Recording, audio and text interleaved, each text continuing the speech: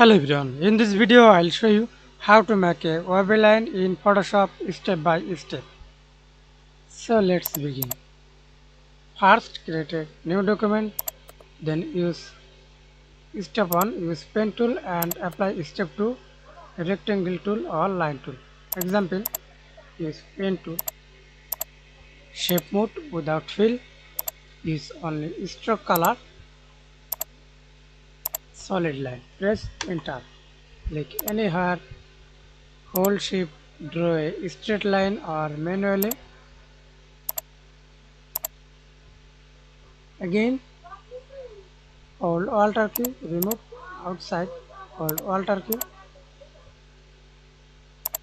OK, and apply step 2, create a new layer, choose again pen tool or line tool, rectangle tool as a rush. Example,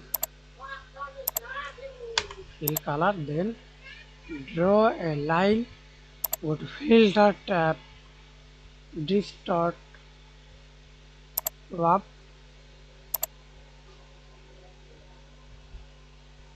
see this. Single square number of generators length.